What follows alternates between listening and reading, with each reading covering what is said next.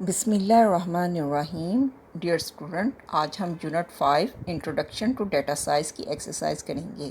चलिए अब हम अपनी एक्सरसाइज स्टार्ट करते हैं।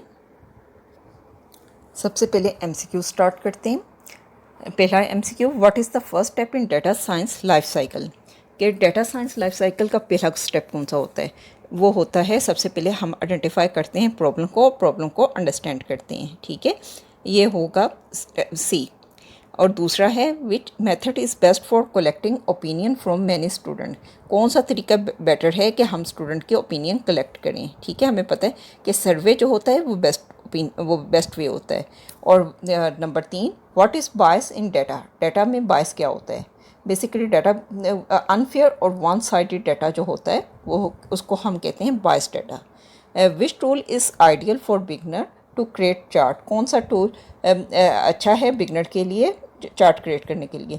बेसिकली गूगल शीट जो है ये अच्छा टूल है कि इन दैट केस वो जो है आप उसको यूज़ कर सकें वो चार्ट क्रिएट करने के लिए। 5वां question, a relational store information in the form of क्या होगी, यानी कि टेबल्स की फॉर्म में होगी। ठीक है, स्लाइड्स में क्या होते हैं? बेसिकली आप प्रेजेंटेशन स्लाइड्स बनाते हैं। ठीक है, ब्लॉक्स होता है तो ब्लॉक्स की फॉर्म में लिखते हैं उनको, और लेयर्स की होती है। लेकिन टेबल जो होता है इसमें रिलेशनल डाटा स्टोर आप करते हैं। ठीक है, रिलेशन स्टोर करते हैं इंफॉर्मेशन। ठीक है, इन द फॉर्म ऑफ टेबल, यानी कि रोज़ की और कॉलम की शक्ल में।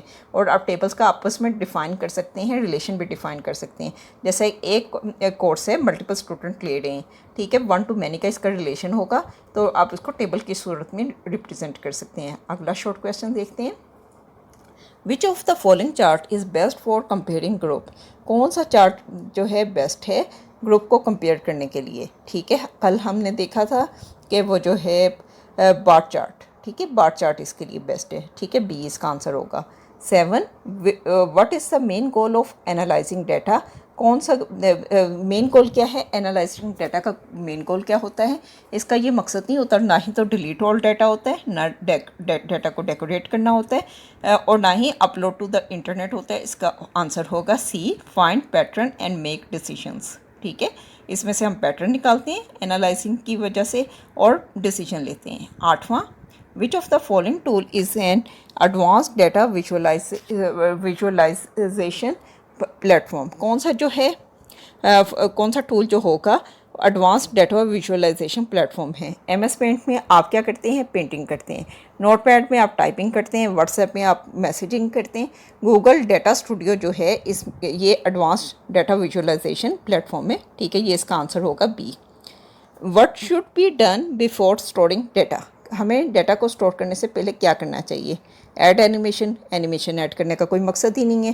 क्लीन एंड वैलिडेटेड, हम डाटा को क्लीन करेंगे और वैलिडेट करेंगे, ये बेसिकली मकसद होता है। ठीक है, इसका आंसर हो गया बी। अच्छा, आगे चलते हैं। 10, which one is an example of data source. Data source की एग्जाम्पल क्या है?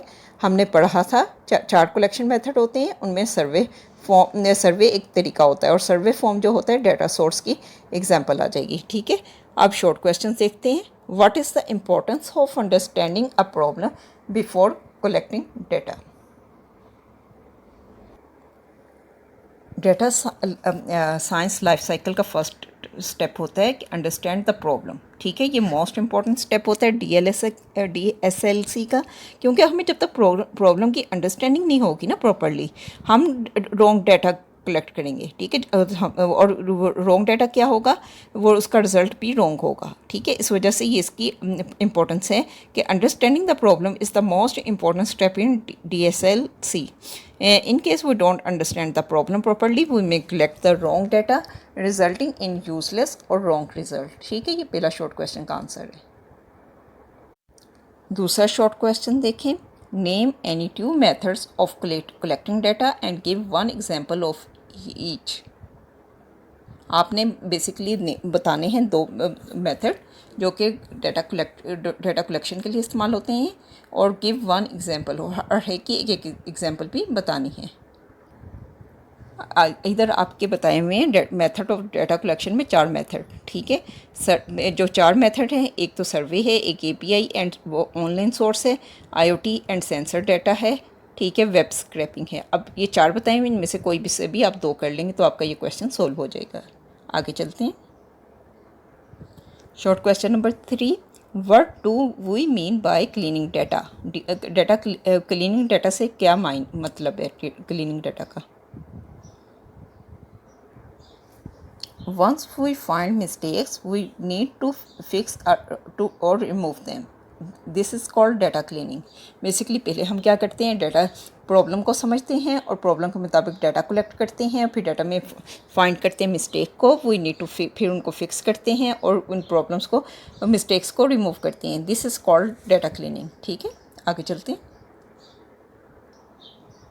Y is it important to validate data before using it? कि ये क्यों ज़रूरी है कि हम डाटा को वैलिडेट करें, इस्तेमाल करने से पहले हम डाटा को वैलिडेट करें।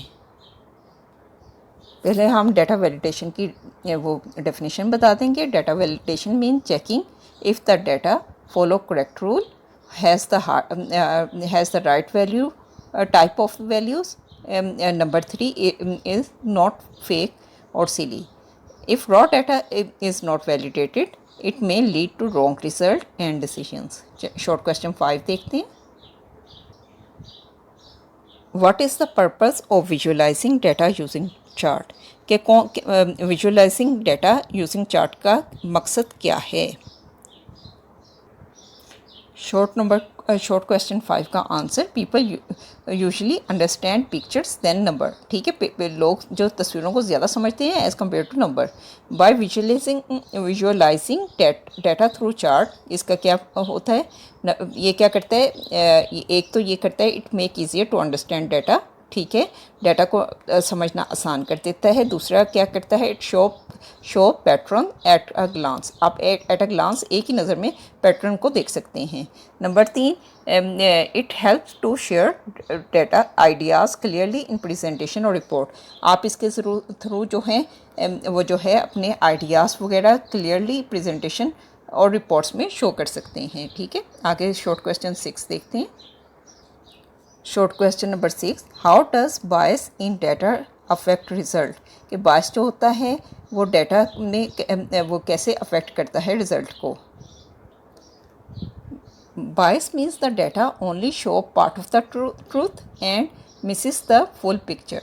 ठीक है, अगर हम सर्वे करते हैं और बॉयज़ के, if we only survey boys about their favourite sports, we will miss the opinion of girl, the result will be unfair or biased। ठीक है, bias impact data quality। ठीक है, the biased data will not be complete, data will not be relevant and correct. ठीक है, जब बायस होता है वो डाटा कंप्लीट भी नहीं होता और डाटा रेलिवेंट भी नहीं होता और करेक्ट भी नहीं होता। और जब हमें मालूम है डाटा रेलिवेंट नहीं होगा, करेक्ट नहीं होगा, कंप्लीट नहीं होगा, it may lead to wrong result, ये एंड डिसीजन, यानी कि इसकी वजह से रिजल्ट गलत आएंगे और डिसीजन जो होंगे वो ठीक नहीं होंगे। अब हम शॉर्ट क्वेश्चन 7 देखते हैं। राइट 2 स्टेप लिखिए, you will follow to clean a messy survey. अपने मैसी सर्वे को क्लीन करने के लिए 2 स्टेप लिखिए। अच्छा जी, शॉर्ट क्वेश्चन नंबर 7 का answer, messy survey can be clean by fixing spelling errors. ठीक है, एग्जाम्पल भी आपकी किताब ने दिखाई, removing duplicates, handling missing values और फिक्सिंग इनकन्सिस्टेंट फॉर्मेट और फिक्सिंग इनवैलिड डाटा। इन चीज़ों को हम डिटेल में लेक्चर में पढ़ चुके हैं। अब आगे चलते हैं। Short question number 8, name any 2 tools used for cleaning chart.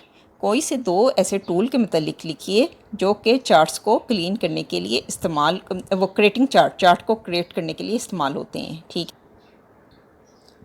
Google Sheet and Microsoft Excel are simple yet powerful tool to create charts and graphs from tables। ठीक है, ये इसका आंसर होगा। पहला लॉन्ग क्वेश्चन देखते हैं। Explain the 6 step of data science life cycle with 1 line each, यानी कि आपने 6 स्टेप बताने हैं डाटा साइंस लाइफ साइकिल के और हर एक के मतलब एक लाइन बतानी है। वैसे इस चैप्टर में से आपका लॉन्ग क्वेश्चन नहीं आना, ठीक है, लेकिन आपको वैसे शॉर्ट क्वेश्चन में भी कह सकते हैं कि फ़लाँ स्टेप की वो जो है एक लाइन में बताएं, तो उस सूरत में आप इसको देख लीजिए। अच्छा, पहले देखते हैं जो 6 स्टेप हैं। 6 स्टेप कौन कौन से हैं। Data understanding the problem. ठीक है। अंडरस्टैंडिंग द प्रॉब्लम में आप लिख सकते हैं कि अंडरस्टैंडिंग द प्रॉब्लम बेसिकली इसमें क्या करेंगे, आप पहले अंडरस्टैंड करेंगे प्रॉब्लम क्या है, ठीक है, और उसमें आप अपने objective identify and defining a problem पहले स्टेप में करेंगे, ठीक है, ताकि आप सॉल्व कर सकें यूजिंग डेटा। और फिर उसके अलावा आपने क्लियर डिफ़ाइन करना है और साथ आपने अपने ऑब्जेक्टिव डिफ़ाइन कर लेते हैं, ठीक है। पहले एक लाइन में आप ये बता दीजिएगा। और फिर दूसरा है कलेक्टिंग डेटा। कलेक्टिंग डेटा में क्या होता है, डेटा जो होता है रॉ मटेरियल होता है, हम इसको क्या करेंगे, डेटा कलेक्ट करेंगे इस में, और उसको हम क्या करेंगे, क्लीन करेंगे और स्टोर करेंगे। पहले क्लीन करेंगे, इस स्टेप में हम क्या करेंगे, डाटा को कलेक्ट करेंगे, ठीक है। और यानी कि डिफरेंट मेथड के थ्रू, यानी कि सर्वे कर सकते हैं, API and online sources use कर सकते हैं, या सेंसर डाटा इस्तेमाल कर सकते हैं, वेब स्क्रैपिंग कर सकते हैं। और फिर वो जो है हमें यानी कि बेसिकली डाटा सोर्स हमारे रिलायबल, एक्यूरेट और रेलिवेंट होने चाहिए, और डाटा हमारा बायस नहीं होना चाहिए, ठीक है। ये इसमें एक लाइन में आप लिख दें, क्लीनिंग एंड वैलिडेटिंग डाटा। इसमें क्या करना है, आपने डाटा को क्लीन करना है और वैलिडेट करना है, यानी कि डाटा में से आपने क्या करना है, डाटा में से आपने फाइंड मिस्टेक करनी है, उनको फिक्स करनी है और रिमूव करनी है। और इसके अलावा आपने डाटा वैलिडेट करना है, और डाटा कलेक्ट हो किसके मुताबिक, फॉलो, यानी कि उसमें डाटा फॉलो करे करेक्ट रूल और has the right type of values और इज़ नॉट फेक और सिली, ठीक है। और फिर आगे एनालाइजिंग डाटा में आप क्या लिखेंगे, इसमें आप फाइंड करते हैं पैटर्न, ट्रेंड्स, ठीक है, and answer to the question जो कि आपने आस्क यानी कि डिफ़ाइन किए थे स्टेप 1 में, ठीक है। ये एनालाइजिंग डाटा में आप लिखते हैं। और उसके बाद फिर आता है interpreting data. Interpreting data is to finding meaning from the data, ठीक है। आइडेंटिफाइंग ट्रेंड करेंगे और आप वो जो है पैटर्न करेंगे, ठीक है। और फिर आता है विजुअलाइजिंग एंड कम्युनिकेटिंग रिजल्ट। अब आप क्या करेंगे, डाटा को विजुअल, यानी कि आप इसका करेंगे, आप use visual and words together to tell a data story in clear and short and useful way, ठीक है। ये आप एक एक स्टेप में उसके लिख देंगे, ठीक है। क्वेश्चन नंबर 2 है, give a detail comparison between bar chart, pie chart and line chart, ठीक है। ये एज अ शॉर्ट क्वेश्चन भी आ सकता है, इसका देखते हैं। इसमें आप बताएंगे बार टाइप आप किस लिए करते हैं, कंपेयरिंग ग्रुप्स के लिए, और उसकी एग्जांपल आप साथ कर लें, ठीक है। Pie chart showing part of the whole और साथ एग्जांपल कर लें। Line part showing changes over time, इसकी भी एग्जांपल कर लें, ठीक है। Short question number 3, differentiate between DBMS and SQL। DBMS क्या होता है, डेटाबेस मैनेजमेंट सिस्टम, और SQL होता है स्टैंडर्ड क्वेरी लैंग्वेज, ठीक है। इनका हमने डिफरेंस देखना है, ठीक।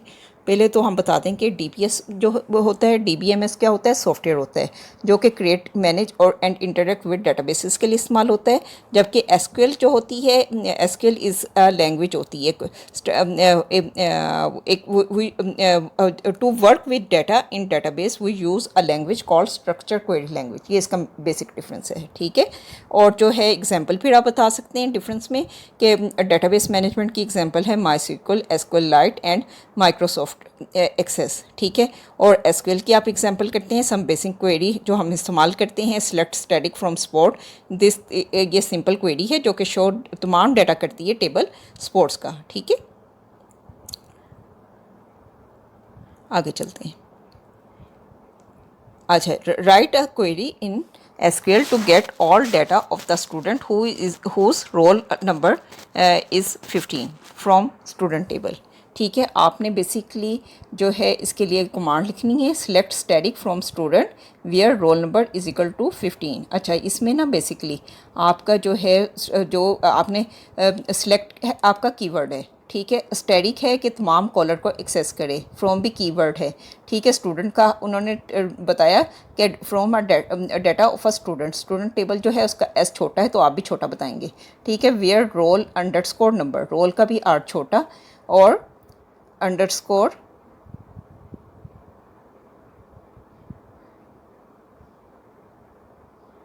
नंबर, ठीक है, इज इक्वल टू 15। अब बेसिकली ना इसमें होता क्या है, इसमें अब डाटा ये जो है क्वेरी लैंग्वेज में आप करते हैं, सिलेक्ट का कीवर्ड इस्तेमाल करेंगे, सिलेक्ट स्टैटिक फ्रॉम, ठीक है। और टेबल नेम बताएंगे student where roll underscore number is equal to 15, यानी कि स्टूडेंट जो 15 है जिसका रोल नंबर, उसका तमाम डाटा रिकॉर्ड दिखा दें। चलिए इजाज़त दीजिएगा। अस्सलाम वालेकुम रहमतुल्लाहि व बरकातुहू।